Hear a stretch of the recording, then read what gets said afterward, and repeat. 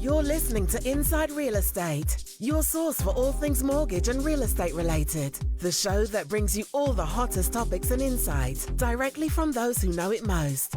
Now sit back and enjoy the show. What's up, everyone? Paul Passalacca here. We have Salvatore Cusmano, Brad Weisgerber. We are the trio of Inside Real Estate. Just want to say thank you, everyone, for subscribing, for following. A lot of support lately for the show. And I am absolutely jacked. As always, we have one of the smartest men in our industry, period. That's going to be on the show here in a minute. It's Barry Habib. And I know like a lot of people know he is, and some people might not. But ultimately, this guy is a mortgage professional. He knows his stuff. He was actually having talks at the highest level in the government, trying to help us through the whole COVID thing. He's looked at as just a source of a lot of strength for our industry, and I think he did a lot of good things during the COVID thing to explain to everybody what was happening. He has, just so everybody knows, he's a 2-time Crystal Ball Award winner, which is a Yahoo thing. He was voted in 2019 Mortgage Professional of the Year. He owns a Broadway musical. He is just a very, I would call him a renaissance man, if you will, of the mortgage industry. Do you guys agree with that? Yeah. I mean, I'd say he's more of a savant. He's a genius. Savant. Yeah, he's like, yes. So Barry, welcome to the show, man. Thank you so much for taking time out of your life to impart your knowledge, not only on us, but our audience. It's really awesome of you. Well, first of all, Paul, thank you for having me. It's a privilege to be here, and Sal and Brad, really an honor to be here with you gentlemen, because the three of you do so much good for the industry. So I want to just, first of all, thank you for everything that you do. And I'm really humbled by your comments. I'm kind of like blushing here, but thank you. It's very kind of you. Yeah, but I mean, what I was really impressed with, and I wanted you on the podcast prior, but I saw what you're doing in the industry. You were just everywhere. You were really doing your part in getting the message out to the community of mortgage professionals of what was happening, because a lot of us didn't totally understand, right, through the whole, and maybe some people don't understand what happened. And I don't want to spend too much time on it, Barry, because I think it's in the past. But the mortgage market kind of froze up for a second. There's no liquidity, and people didn't know what was going on. It was really a scary time for a lot of companies. Many company leaders were calling me and saying, listen, we can't take another week of these margin calls. And, fortunately, because of some of the contacts that I have and some of the experience that I've had, and we had a good understanding and the ability to articulate it, got in front of the Federal Reserve and got them to see what they were doing. And things really calmed down. So, listen, it was a good thing. I was proud to be able to help and do what I could do to protect the great housing and mortgage industry that we have, and so many good people in this industry that want to just do good. And thank God for this industry, because through this time we're doing a lot. I know we got a black eye after the Great Recession, but people often forget after the dot-com bubble, it was cash out refinances that pulled us out of the recession. And this industry is probably the most important industry that's going on outside from medical, which of course those people are heroes. But people in the mortgage industry have done so much to help people at this time get into homes, protect themselves, give them space, give them distance, but also save people money. All the refinances that are doing are making an impact when people need it the most, are pulling cash out and making a change in people's lives, paying off debts. I'm going to use the word and say that people in the mortgage industry really are heroes, because what people forget is that the mortgage industry is experiencing record volumes, but had to pivot and do it all from home, which is, that no small effort, knowing how complex the mortgage system is. So really, probably the industry deserves a lot more credit for the work it's doing. It's kind of going a bit unnoticed and taken for granted, but I sure do appreciate it. I'm really happy you brought that up, Barry. I'm really, really happy. Talk to people about what happened just real quick. And for a second, I think Brad and Sal, you guys felt the same way. We're like, whoa, dude, what is going on? How are we out of this? I am absolutely impressed with how the mortgage industry was able to pivot, to your point, readapt as quickly as it did, get liquidity. Obviously, the government stepped in, which was much needed. I don't think we could have made it through without the stimulus, and we'll talk more about that later. But I'm blown away by the circling of the wagon, how everybody came together for the greater good. It was really impressive to watch. Amazing. Yes. Really And intense. the real estate industry too. They did a great job too. People in the real estate industry have really stepped it up as well.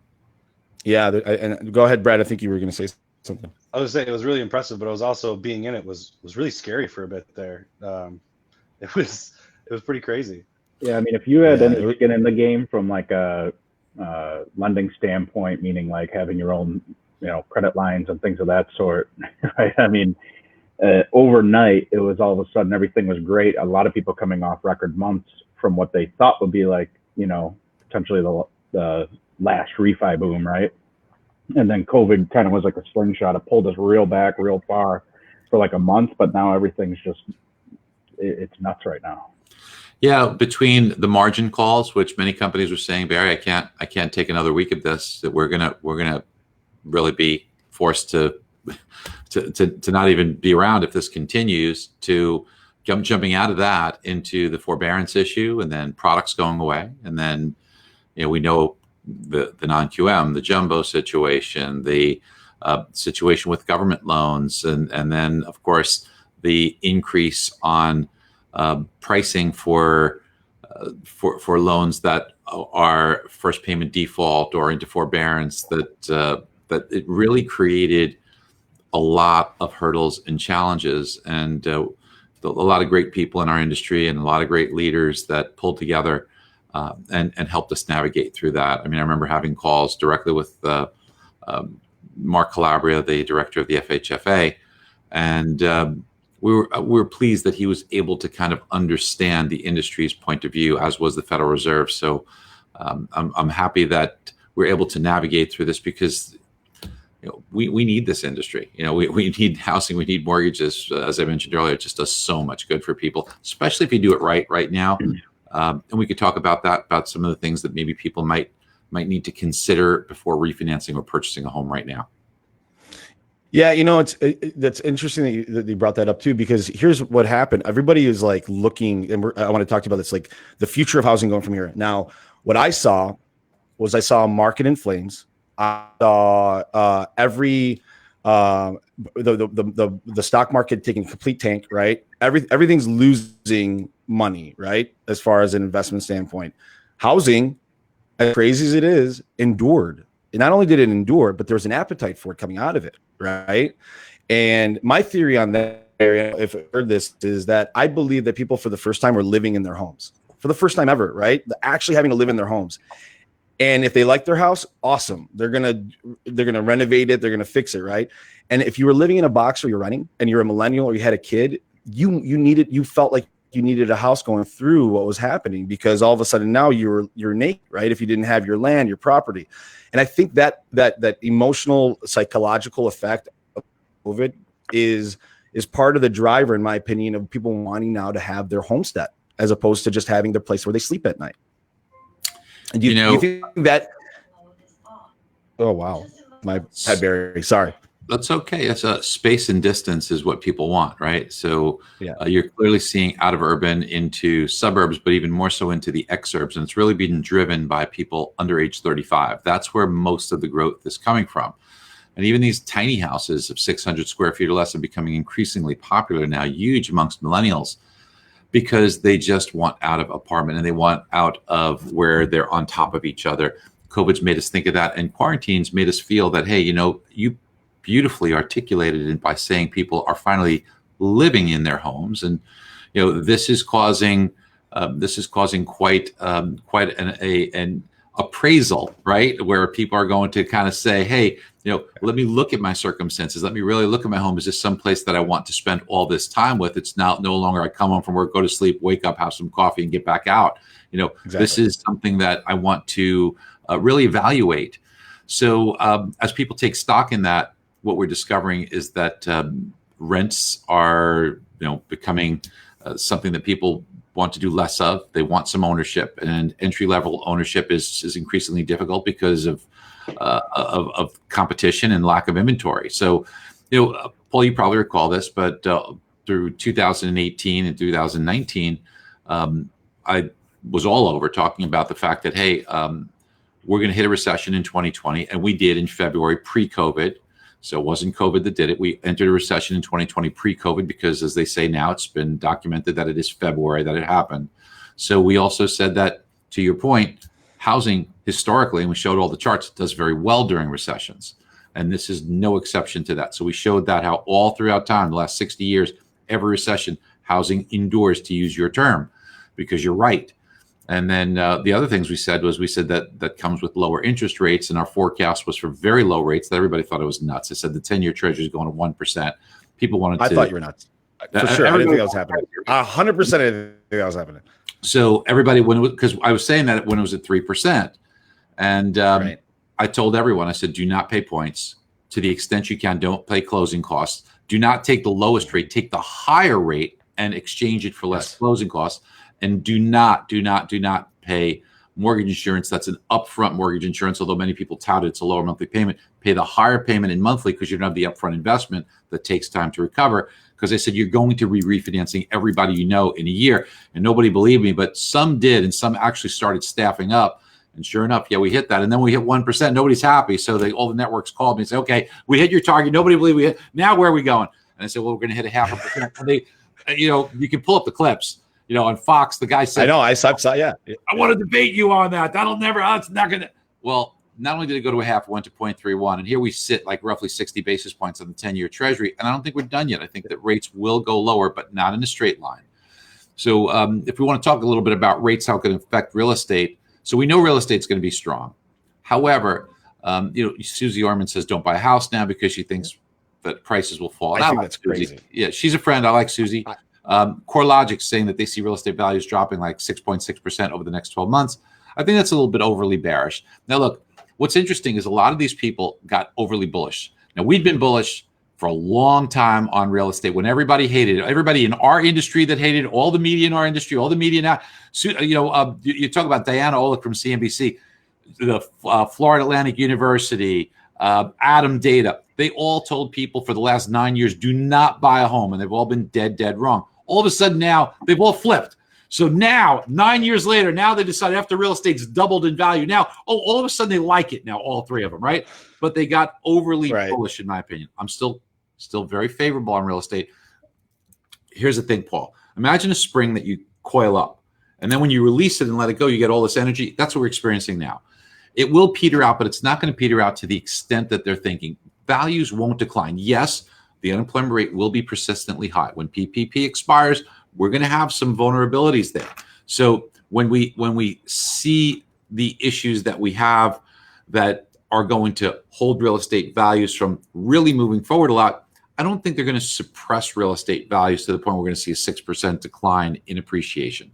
I think that you'll probably see just smaller rates of appreciation into the future, maybe 3-4%, but that will be still extremely strong for building wealth because, Paul, what many people fail to remember is that if you buy a home and you put 10% down and the value of that home goes up 4%, you made 40% on your investment, right? So that's the thing that we have to understand, right? So $100,000 home, 10% down is $10,000.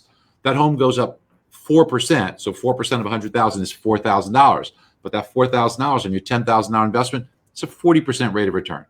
So I believe that we will continue to see strength in real estate. And that brings me to another point is that, okay, right now there's all this activity. Should I bid above asking price?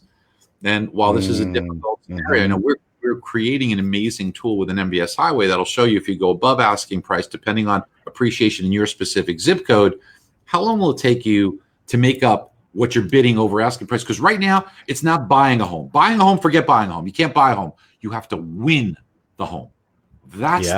That's a great point. That's a great point. It's not about buying a home. Today, it's winning a home because there will be multiple bids. Great point. And you have to win it. You have to be selected there. Now, I'm not talking about a home that's not priced correctly, but a home that's priced correctly, there are going to be multiple bids. You have to win that bid. So it means speaking to great mortgage people like you guys, getting your pre-qualifications in advance. Sometimes sellers won't even allow you in the home unless you've been pre-qualified. So get all that in order. And then, before sometimes you'd see realtor, then mortgage professional. Forget that. You have to do mortgage professional first, then and only then talk to a realtor with a pre-approval in hand. Go ahead and win that bid. And if you go above asking price, you need to be careful because you don't want to be holding the bag. You don't want to be starting off with an unrealistic ask and then go way over that and then realize it's going to take you 5 years before the value of the home catches up to where you overpaid. Right. So right. there's things that you need to be careful of, but this is the environment that we're in right now. So we're in a very strong environment, and I believe that this is going to continue. And it's because rates are very low. As I mentioned, I think they're going to go lower, but not in a straight line. If we see demand come back and we don't have supply to fulfill it, well, then you could get some price spikes, create a little inflation. That could cause interest rates to blip up a little bit. So these are things we have to bear in mind. But Paul, I do believe that we will see interest rates very low for a long time and even lower than where they are now. But that brings up another point that you and I wanted to discuss: is should I wait to refinance? Yeah, before we get to that, I want to turn to Sal, because Sal's on the front lines on doing the pre. I mean, he's writing a lot of mortgages, and most of his business is purchase business. And Sal, I kind of wanted to get your take on: are you seeing what Barry's seeing? Where, I think he said a very poignant thing. It's not buying a house today; it's winning a house. And I think you're probably seeing that a lot right now, where people are having to get creative and aggressive, and potentially pay more than the house is actually potentially on the market for, even sometimes worth at that moment, because appraisals are backwards. What are you seeing on your side, Sal?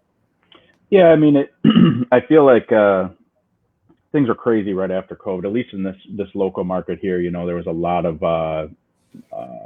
over ask. I feel like just depending, it's softened up a little bit, depending on the neighborhood. But I mean, you really got to look at it, right? And I tell people too, it's like, all right, how long do you plan to be here? Well, we're only going to be there 2 years, right? And you start doing the math and you're like, all right, well, what's it cost to rent something versus what's it cost to buy something?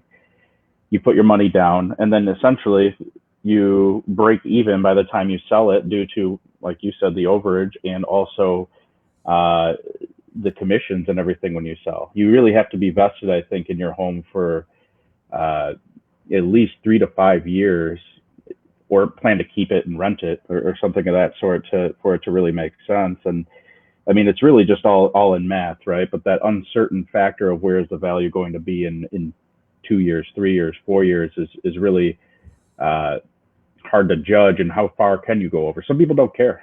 Some people are just and Barry, and that speaks right to the tool that you guys are building in MBS. If you're building a tool right now, what Sal is saying, it nailed it, right?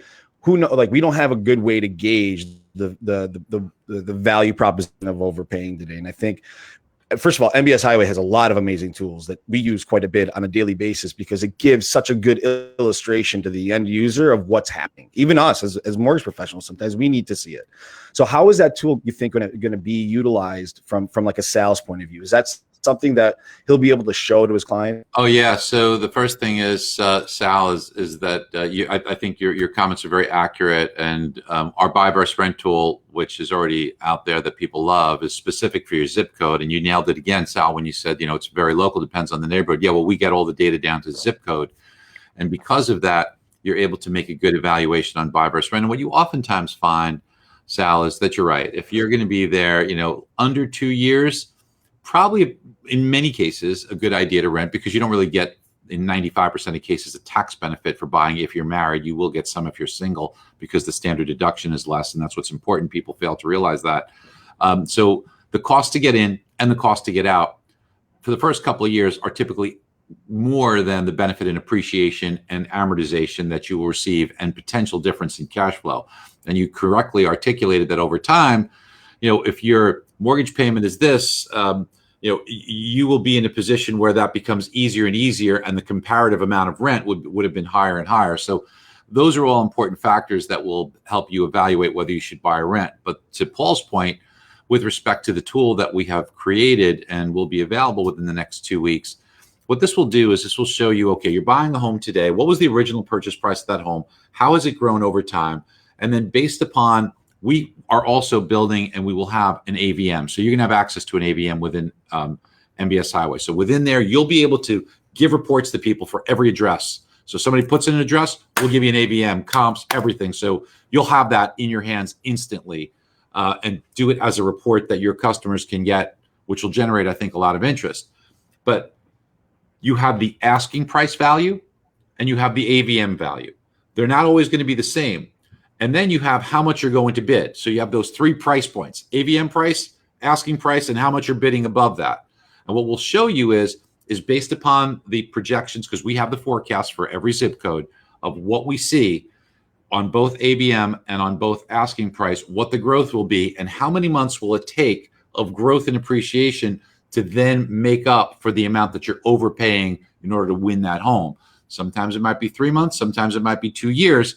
And that's something that you will have to internally evaluate before making your decision. So that's how we envision that tool, really helping people make the decision. Because if you're looking at 3 homes and one home, it's going to take you 2 months before you recover that overpayment versus 4 years to recover the overpayment, it might help you make the better decision on which home to go with. Look, we don't want to see what happened in 2007 when the housing market was red hot, 2006, and people overpaid and overpaid and overpaid, and then discovered that the market really came down a lot. We don't see that happening when the market comes down a lot, but in certain neighborhoods, maybe you do get a slight flattening or a slight drop in prices. Not anything really significant, but that will have some evaluation properties. And should I do this on this home? It's going to take me 4 years to break even on the amount I'm overpaying. Maybe there's another home I should be looking at. Well, it's go ahead, Sal. Something I've always thought of, being a driving factor in pushing values up and keeping them up are the people who overpay, right? Because they're setting comp values. But just locally here, I feel like we've seen probably a 15% increase in base prices for 1,200 square foot bungalows that were, $280,000 a year or two ago, right? Are now like going for $350,000 and they're appraising. It's crazy. How sustainable is that? Well, that's what you have to evaluate home by home, and you have to evaluate it neighborhood by neighborhood, because in some cases it's very sustainable, in some cases less sustainable. And as I mentioned, you're going to get a big outflow of renters, people that are leaving the urban core and moving into the exurbs. So those markets will remain hot. And the biggest driver, as I said, people under 35, and the biggest driver of home ownership is children. So if you're a 30-something between ages 30 and 39 and you have no children, the home ownership rate is 38%. I think that'll change and go higher post-COVID. But just one child, and your home ownership rate goes from 38 to 80%. Pretty shocking. And so when you look at Google Trends right now, which I look at often for different things because it's a really good future indicator, the term baby registry is at its highest level since Google started doing this 16 years ago. So maybe during COVID, maybe during lockdown, maybe some people got busy. Who knows, right? Baby time. Yeah, but what that means is there's going to be an enormous demand for housing that will continue, especially entry-level homes.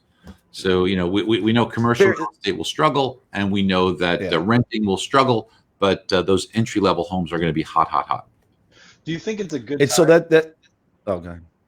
With how low rates are right now, do you think it's a good time for the people that want to build wealth by buying rental homes, or do you think that the increased values and the people coming out of rentals are going to be a negative factor that won't make it make sense? So Brad, that's such a good point. I think that rentals will be fine because you will make up to a large extent the difference on appreciation and amortization that you wouldn't have. Even if you said, well, look, maybe the rental market is weaker or softer, people will come and rent that at a little bit of a discounted price. So maybe you have to sacrifice $100 or $200 a month to make your rental extremely valuable. And that's always been my philosophy. I owned a lot of rental homes, and my philosophy was always this: be underpriced so I have cream of the crop that I can now choose from, right? You want to make sure their credit's good, but you also want to pay a surprise visit to the home that they're currently living in, because the way they treat their home right now is the way they'll treat your home when they move in. And nobody does that. I used to do that all the time, and it paid very big dividends for me when I would pay that surprise visit to their home. So that was that's genius. Genius. So I never thought of that. Yeah, if you're going to be doing that, just remember that brings me to the other point about being a landlord now is something that has other elements to it. Is that what happens if the tenant doesn't pay? What happens if they make a mess? What happens if you have to evict it? So you have to understand that there will be a time suck on you, bandwidth wise. There's only so much time. So you have to really be able to say, I'm going to accept that as part of the deal going in. It's not just a financial transaction. Buying stock's a financial transaction. I buy, I sell, I could do it online, done. Being a landlord requires more time, more effort, more input, and there are other variables and risk. It can be extraordinarily rewarding, but acknowledgement and acceptance of those other factors and then trying to mitigate those risks the best you can will allow you to make a good decision there. And then, of course, look, the tools we provide that will give you per zip code what that home value will be over time. You can then, in the back of your mind, start to say, is this a good evaluation decision for me? How much cheaper can I be on market and rent? So I have, I could pick and choose like the most pristine potential tenant to, again, mitigate my risk. Yeah, that's awesome. So I do want to circle back to the question of, is now a good time for whatever, right? Selling my house, financing. Should I take advantage of this now? Should I wait? Because potentially we're saying that there might be a decrease in values. Just real quick on that. I think values stay stagnant or steady because of the demand supply issue. I think that's just kind of one of the driving factors, and low interest rates. But that's just me. Who knows? By the way, Paul, you nailed it, because when you drill down any price on anything, whether it's a loaf of bread or it comes down to supply and demand, because everything is factored into supply and demand, everything, problems on the supply chain or this, how much product is there and how much demand is for the product. If there's more product than there's demand, price has to come down. If there's more demand than there is product, price has to go up. And so when you break it down the correct way that you just did, Paul, and then that's the beautiful, eloquent way to do it, is that there is just too much demand for housing and not enough supply until you get above, 85% of the transactions are under 500,000. I know that seems weird, right? But 84% to be exact. Once you start to get about 2.5 times the median home price in your zip code, the appreciation levels really start coming down. Those homes tend to sit. So that's kind of the magic number. Get the median home price for your zip code, and then about 2.5 times that is about the threshold where you'll start to see things change and slow down as far as appreciation goes. So timing the market's always hard, but real estate's a long-term transaction. Look, if it was a stock investment, timing's very important, okay? Because your entry point, your exit points are really important. But real estate tends to be something that you hold on to, on average, according to the National Association of Realtors, 10 years. So if you miss it by a little or get an advantage by a little, over 10 years, that differential becomes relatively small. So I would not make the timing of the market as important as the timing of your needs. And there's a lot of factors that even go further into that, right? I mean, if you're buying a house and it needs a lot of work, well, that's something to consider, right? I mean, you're going to inherently increase the value by putting the work in anyways, right? Sure.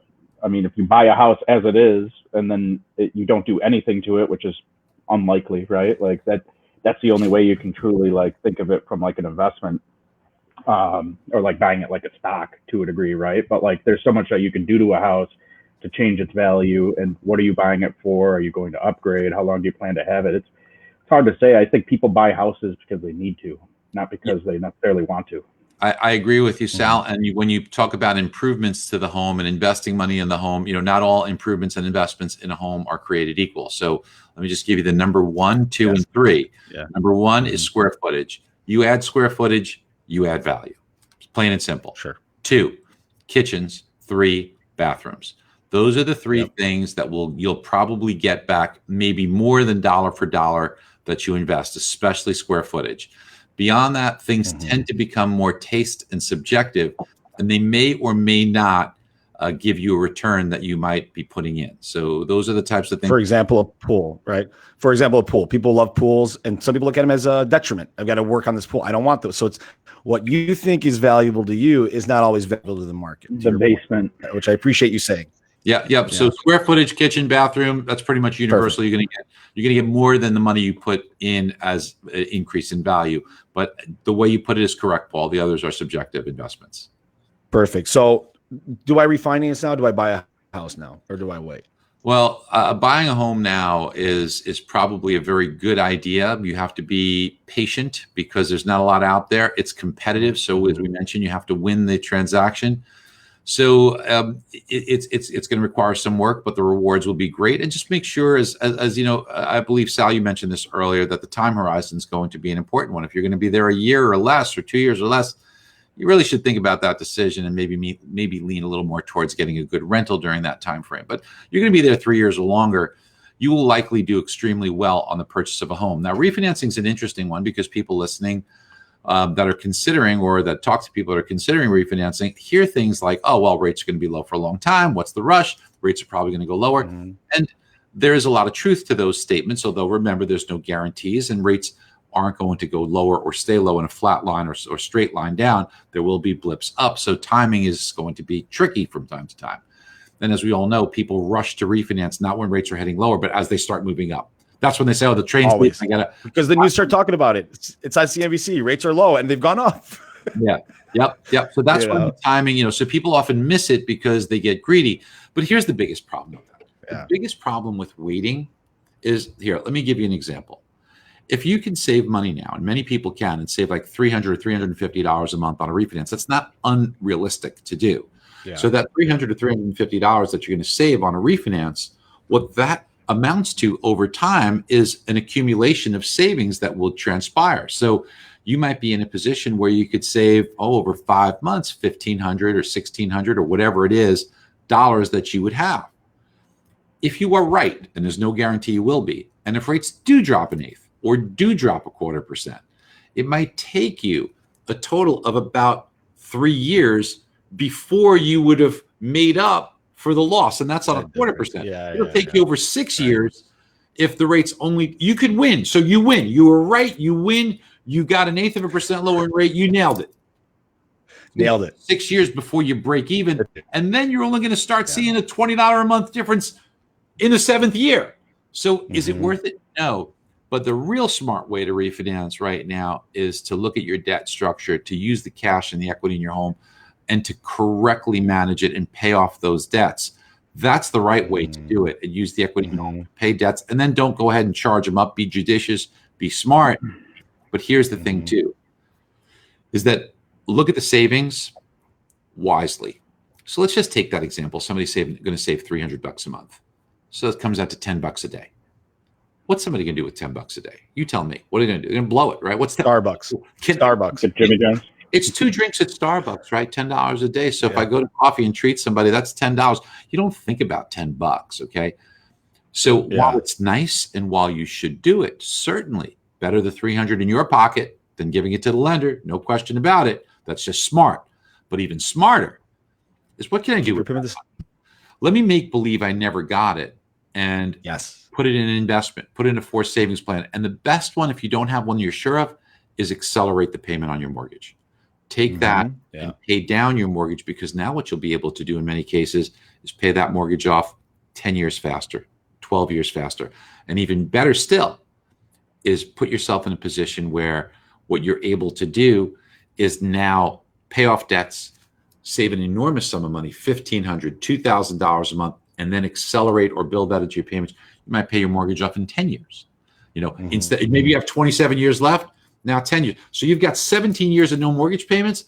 That's the best retirement plan in the world. And now you've got all Barry, I'm sorry to cut you off. That's okay. You can use it for college education. You can use it for your retirement. And people don't have assets for retirement right now. This is what you need to do. You have been given this gift of free money. What are you doing? I like the way you just put that. It's free money. People don't get it sometimes. It is really free money. Really. You're given a gift. Yeah. It's a gift. So what are you going to do with it? And it's funny what you said about paying the house off early. Not only that, when you go to sell it or refinance it, you have more equity regardless, right? Even if you're not going to be there forever, right? You're going to walk away with more money. Right? In a typical example, so it's a good way to do it. A typical example we see over a 5-year period, somebody might put themselves in a position where if they don't do anything, they'll amortize $45,000. But if they do a debt consolidation with a typical amount of debts, that $45,000 in amortization changes to $125,000 in amortization. So it's $80,000 tax-free, mind you, which means you would have had to make $120,000 or $130,000 in that 5-year period. That's free money. And the only reason I'm saying it's free money is because what if rates didn't go down? Well, then you can't do it. But just because you got this gift that rates went down, you didn't work for it. You didn't strategize for it. You didn't make a plan for this. It's just given to you. It's just, here it is. Okay. Yeah. Sealed with a Yeah, kiss. but I don't want it. I don't The want it. It's too much consumer work. here's It's annoying. 3 and 8, Be and they smart. are Just be smart. And that's the key. Yeah. Wealth is created by being smarter. This is how you create wealth, is talking to individuals like the three of you gentlemen who aren't mortgage professionals. You're debt managers.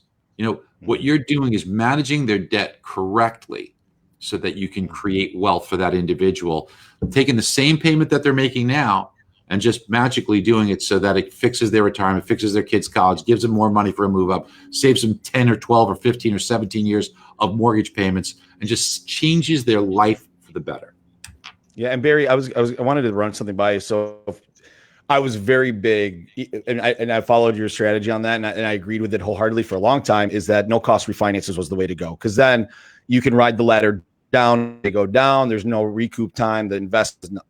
So now I'm looking at pricing, and I'm looking at some people that are saying we're going to be here long term, and I'm seeing that there's some value to pay points for the forever, and because rates are so low, that potentially you won't have to do it again. So do you suggest, or is it a conversation to be had to actually, now if you're going to pay some points, lock it in, and never have to worry about it again, if that's the case you want to do? So, no closing cost mortgages are very near and dear to my heart, because in 1990, I introduced it to the mortgage industry and was going all over CNBC and everywhere and talking about it. People scratch, what do you mean no? Because that doesn't, people thought it was a scam. And by educating the industry and educating the media, doing stuff like that, I was able to kind of, get the word out there, and that's become mainstream and commonplace. Here we are.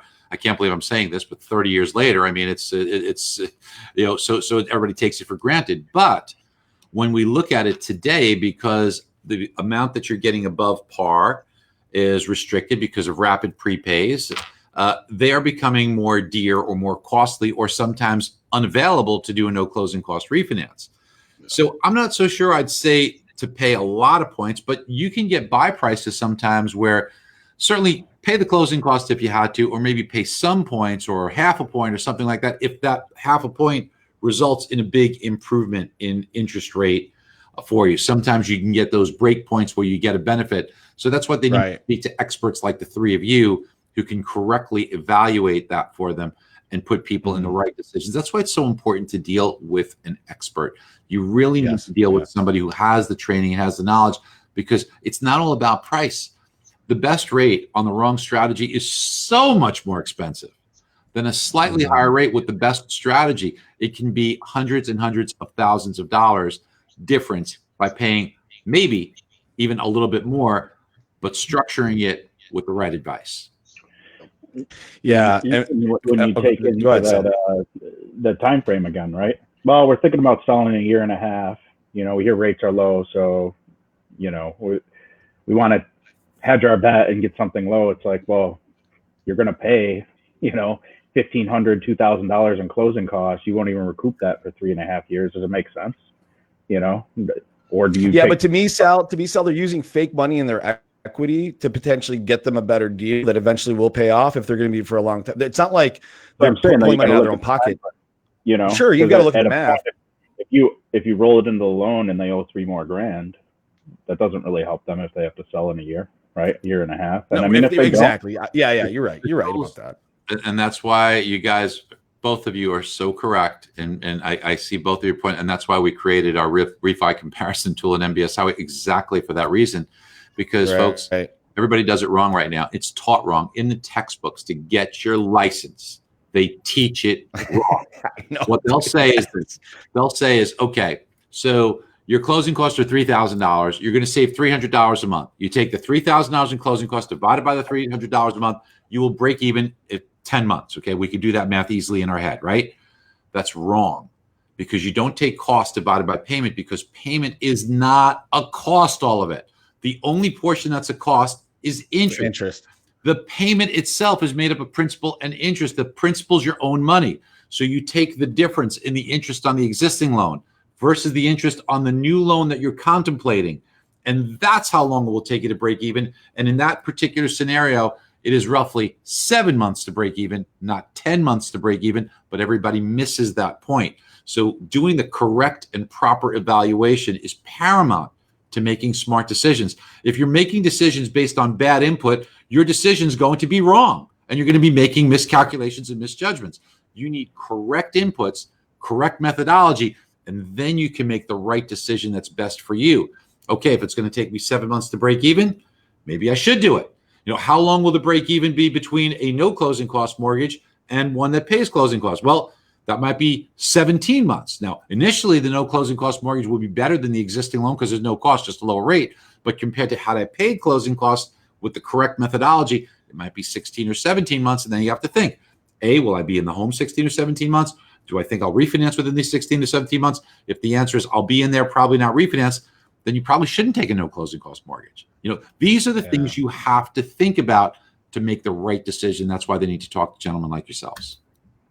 Yeah, and Barry, I think a lot of loan officers and originators around the country are going to listen to this, and I think that's poignant. I think being a master of your craft, and sometimes someone wants a blue suit, but the blue suit isn't the one that fits them the best. And as a professional, as an advisor, you've got to say, okay, I'll give you the blue suit, but I want you to look at this one and look at the numbers. And up to you. At the end of the day, you can choose what you want to do, but I'm suggesting you do this. This is my professional opinion. This is a more sound way to do the mortgage. So I think as a loan originator, you need to be able to do what's best for your clients, and what's best for your clients is professional. The best way to evaluate it, and that's what we came up with. The only one that does it this way is we come up with it on a timeline.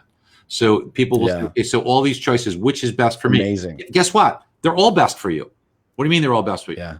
This one's going to be best for you for the first 2.5 years. Then between 2.5 years and 4.5 years, it's this one. Then up to 7 years, it's this one. Greater than 7 years, it's that. So all of them are best for you. What you have to do is say, okay, what is my most likely time frame to be in this home with the same mortgage? And then I can make a better decision because now I know that I increased my chances of a win because I've chosen based upon what's best to fit in that time frame. And almost no one does that. And we're the only tool that illustrates it that way. That's so easy for the client and the loan originator to look at it together and say, very well. I mean, if you knew that the loan was going to be the full AM term, right? 30 years, 15 years, 20 years, they would take the lowest rate on the rate sheet, right? Because that would save them the most money, likely. But that's not the case. Yeah. And then here's the other thing too, guys, is that please, if you're listening, just throw out APR. APR is the stupidest freaking thing out there. It is asinine. It is idiotic. It is just the stupidest. Hallelujah, Barry. So let me give you just a quick. Let me give you a quick comparison. So if somebody had a rate of 3.5% and no points versus 3% and 3 points, I think because you're in the industry, you know that 3% and 3 points is a sucker's bet. That is the worst thing that you could do. Okay, so 3.5 with 0 versus 3 with 3 points is a stupid bet because, as you know, typically that would be with 2 points, right? 3% would be. But if you looked at 3% and 3 points versus 3.5 and no points, the APR on the 3% with 3 points is better by about 20 basis points than the one at 3.5 and no points. Why is that a stupid bet? Because APR is stupid. Because APR, it assumes that you will be in the home for all 30 years. It assumes you'll never make a prepayment, and it assumes the rate of inflation will be 0 for 30 years, which has never happened, never will happen. The chances of you being in the same home with the same mortgage for 30 years, that's a needle in a haystack. Think about it in your lifetime. Have you ever met all the people you've met in your lifetime? Have you ever heard of or met somebody who's had the same mortgage for the same time with the same loan for 30 years, hasn't moved and hasn't refinanced for 30 years? Does anybody even know anybody like that? Okay. So what we're saying is APR is wrong. The only way to correctly, and APR, there's so much emphasis on it and it's so asinine. There's never, ever, ever been a correct APR that has been disclosed. Never in history. The only way here's the only way to correctly do it. The correct way to do it is after you pay off the loan. So by refinance or selling. So 38 months later, I paid it off. Then do the APR calculation, because that's what APR is. All they're trying to do is take the closing cost in points and divide it over the loan period. but they're assuming 360 months on a 30-year. What if that's 38 months? The costs, the points become inflated because you're spreading over those costs over a smaller period of months, over 38 months instead of 360.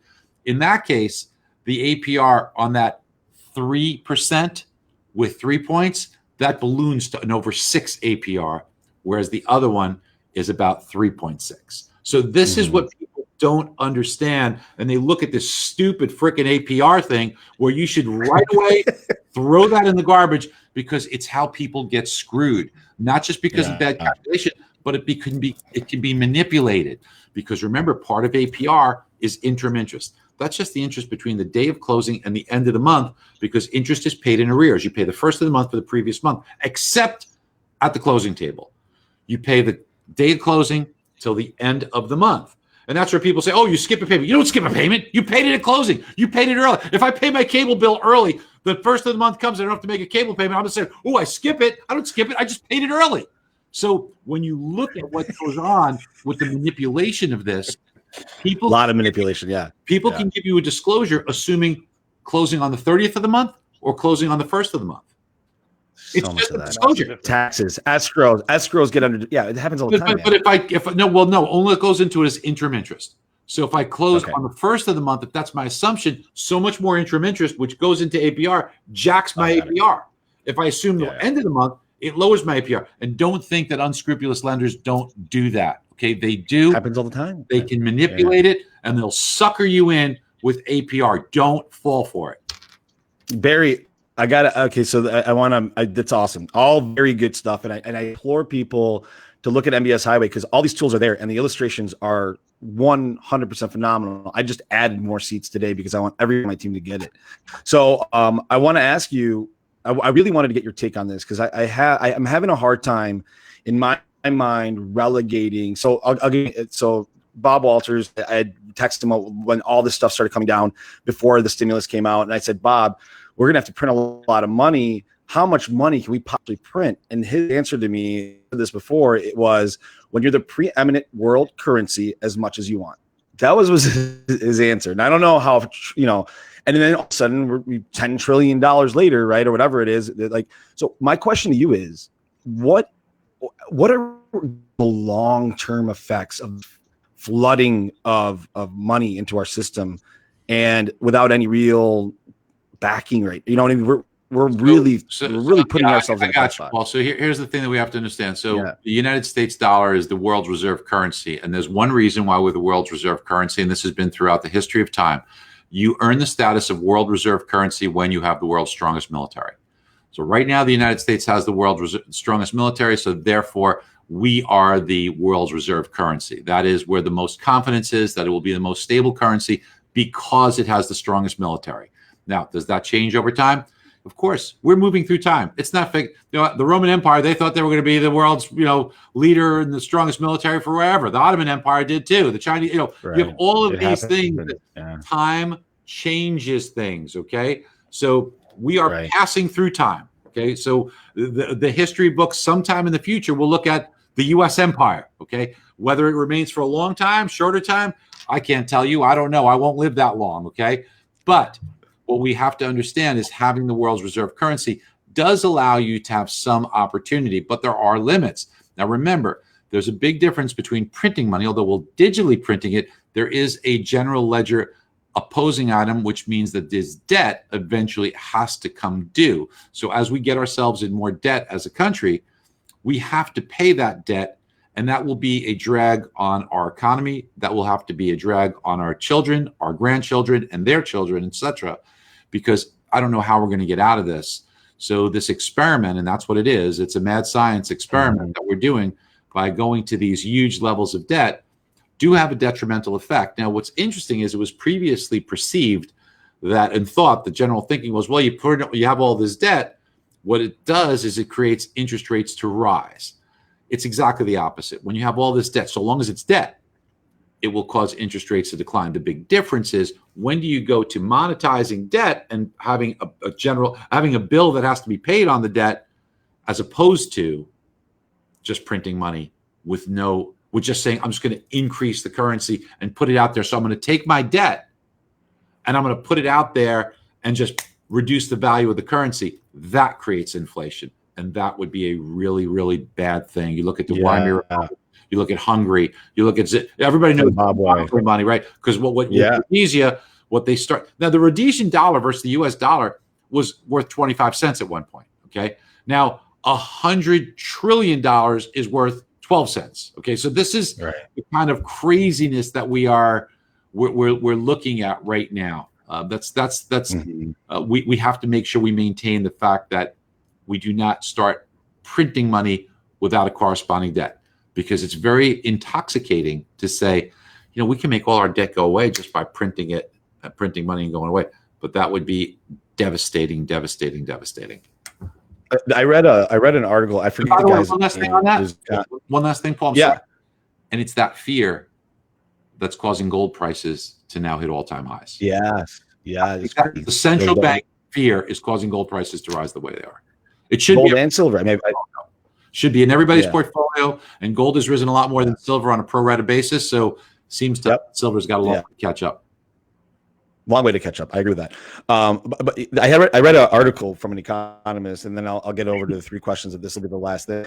And he had posed this theory that the Fed would just default on the debt and just write it all off and start fresh, almost like a reset button, instead of going through the hyperinflation. He said it would be the lesser of the two evils between those two scenarios. What do you think about that? No, I don't think that will, because that will just destroy confidence, and you can't just default on that. Right. It's impossible. That's right. But if you did, that is the equivalent of money printing, not digital creation of currency.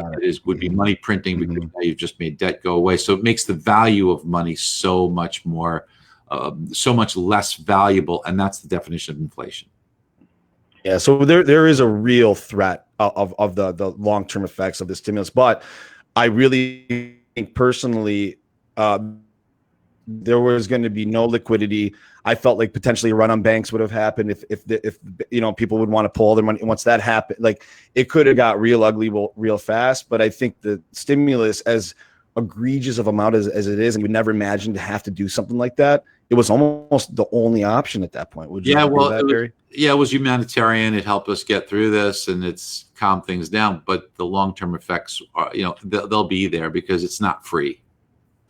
Right. The spirit of getting it. Oh, go ahead. As long as we remain the largest consumption economy, I mean, basically, that's how everything's based upon is our consumption, right? That dollar has to remain strong, so they can't default on it, because it needs to be. Until emerging markets like China are consuming at a higher rate. I mean, I think consumption is a big part of it. And Barry, I want to get you off, because I know that we've been on a while. I could be here all day with you, and one of these days I'm going to fly out to Jersey and I'm going to eat with you. I'm going to eat those steaks that you make, because they look amazing. But I'm going to ask you three questions. I'm going to ask you three questions. They're usually pretty random, and then we'll move on, and I'm going to close out the show. But first question: if you could get rid of one regulation in the mortgage industry, which one would it be, and why? Because I'm not writing loans, you guys are probably better off to answer that question than I would right now. But we just touched upon the ridiculousness of APR and how misleading it is. So I'll stick with the mathematical, soundness. And I will say that stupid APR, which buries people and hurts people all the time, should be one that is immediately changed, discarded, and should be looked at and abolished right away. And there should be systems in place that allow for better evaluation. So that'd be the first thing I would do. That's a really good point. I mean, there are a lot of weird things in our industry, because we have politicians do stuff that don't always make sense, but it is what it is. Do you guys have a question before? Because I've got two other ones, but if you guys have one, I'll have you. Sal, Brad, do you guys have a question for Barry? Part of your questions? What's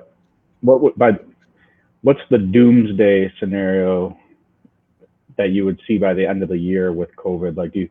Do you see a second wave really smashing things again? Yeah, well, we're certainly experiencing an increase. We are going to probably see an uptick if this coronavirus follows other coronaviruses. There tends to be more prevalence of it in what you would call the flu season, right? We know that cases tend to tick up naturally for the flu at that point in time. There's probably going to be a lot of crossover and panic and misdiagnosis as people normally get sick. I mean, think about if you see somebody cough right now, what's the first thing you think of? Okay. I mean, people cough. But before, in January, somebody coughed. It was a cough. They sneezed. You say, God bless you. They sneeze. Now you want to say, get the heck out of here.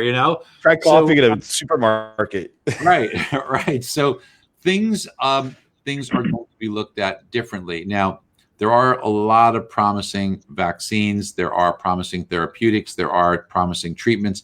So we are learning a lot. So while there is a COVID doomsday scenario that seems to be something where, the economy struggles because of the prevalence of it and the fear of it, there are also opposing scenarios that would tell us that between better testing, which is really the one we have to focus on. You just have to get we need to be able to do a test every day from our home and then have it show up on our phone so that you're clean. That's what the goal has to be.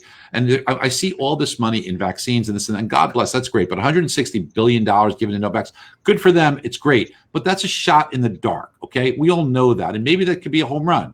But where I'd rather see $160 billion is let's make sure that every single one of us has the ability. Let's do the research so that we could test ourselves every single day. And if we're clean and we're green, that's on your phone. And before you talk to somebody, meet with somebody, you show each other your phone. Now I could sit with you and I could spend time and be productive with you. Now I could enter a store. Now I could do things. Now, this is what we need. Now I can enter school. Okay. So, but that's where 160 billion or 200 billion or 400 billion, that's where this money should be going. And it's unfortunately not viewed that way. Now, we're going for the home run with a vaccine. We probably hit one. We probably make a cocktail that works, that does it. And we probably learn more on therapy. Dexamethasone, we're going to reduce deaths. Remdesivir will help with treatments like a Tamiflu would do for the flu. So there will be improvements. We'll learn more. We'll be smarter. So that, I think, will counterbalance and counteract the doomsday scenario of the greater prevalence and fear of it. It was a great question. Perfect. That's a great answer, by the way, too. Yeah. I think that's a genius thing.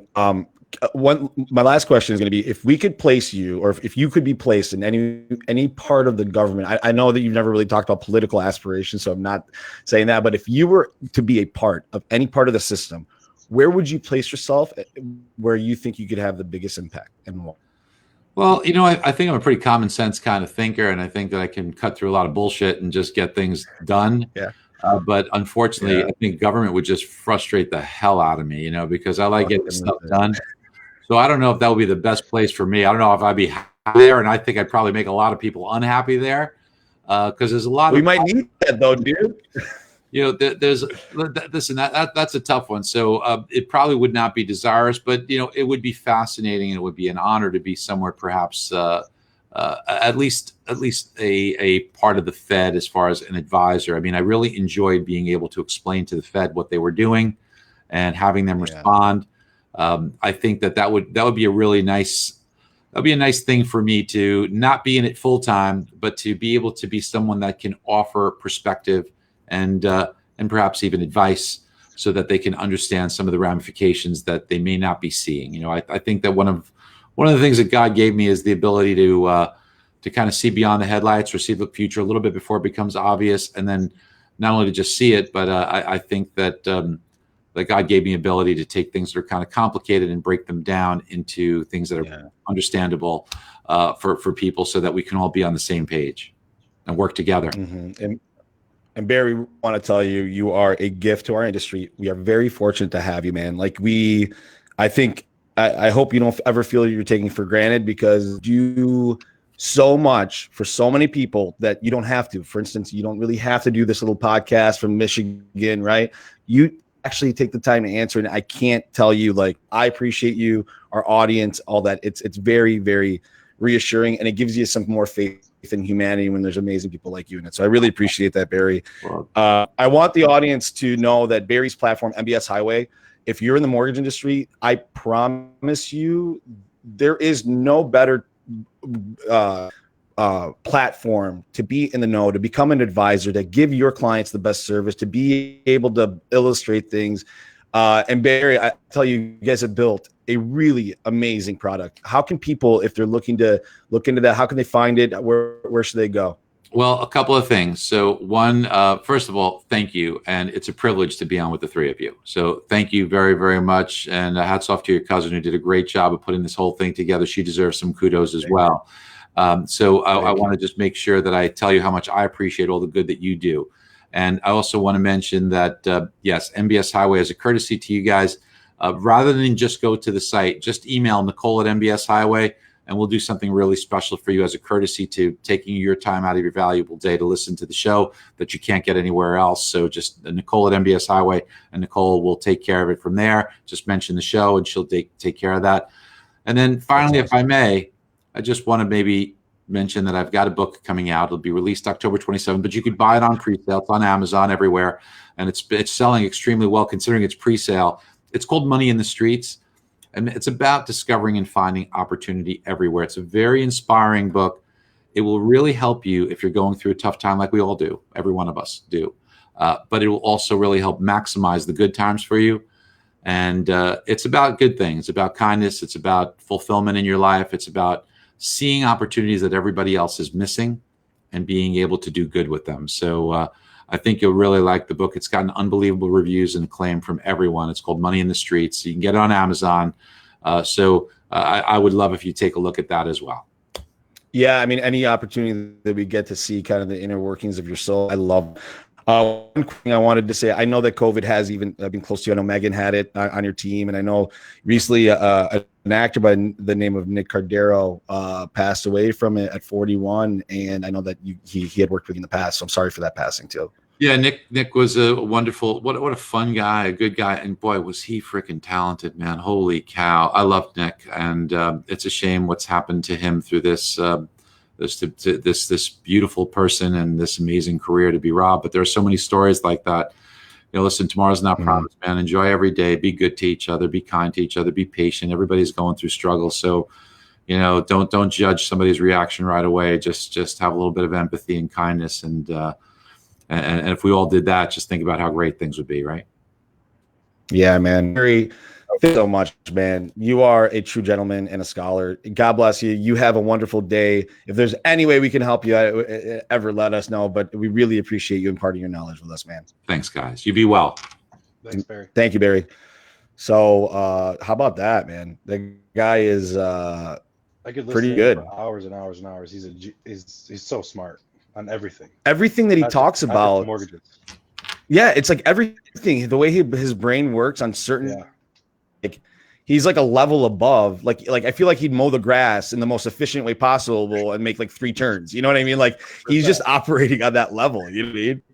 Yeah. Although I think there's always, to his point, and you know the way he's probably done things. There's always a better way to do things, right? And trying to figure those out. Yeah. And there's a way to do things. I mean, like he said. I mean, think how many people right now are just like, "What's your rate, dude?" Like, oh my God, this guy might have 2.75. All right. Yeah. Would he send me his loan estimate? Yeah, he paid like $7,000 for it. He's gonna move in a year. Like what? Yeah. What's the point? You know? Yeah. So it is a good thing to think like him and think like, you know, there's an infinite amount of deals essentially for us as loan officers to write, and not all of them make sense. You know, it's easy to say no. Yeah, you don't have to smash someone into a deal if it doesn't make sense. You know what I mean? I feel like loan officers sometimes get so transactional that they want to build up the most close it, and they're not really taking the time to advise people. But I think Barry nailed it. If you can do that for people, you know, I'm just, what's that?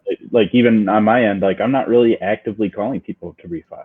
You know, it's like they call me and they want to see what their options are. Well, but like who knows what the hell is going to happen in a couple months? You know. Right. So yeah, I mean, we are a little bit different. There's a lot of lead shops out there that are buying internet leads, like Quicken's making so much money. But yeah, so guys, I mean, we spent a lot of time on here, obviously, because it was buried. I don't ever want to. I would have talked to him for an hour and a half, no joke. But next week for the audience, obviously Barry is offering a special if you're a loan officer and originator for MBS Highway. I highly recommend it. It is a really, really good tool. And on another note, guys, next week we have Anthony Casa, and then the week after that we have Mr. Matt Ishby as part of our Mortgage Master series. So I feel like we're really packed a lot of knowledge over the next, this week along with the next 2 weeks. So I'm super excited about having Casa on. He hasn't done our show. He's the first. I think he's like the last person that hasn't done our show. So I'll be really excited. And for everybody that doesn't know, Anthony Casa is the head of AIM, which is the Associated is it Independent Mortgage. Well, I don't fucking know what that means, but it means something for loan officers. So, but anything you guys want to end with, guys? Make it a good day. Making a good day. All right, man. Love you guys. I love you. Natalie, really good job this week. You got lots of kudos from Barry. So thank you for all the hard work you do. Thank Okay. you. We're out of here. Peace out. Bye.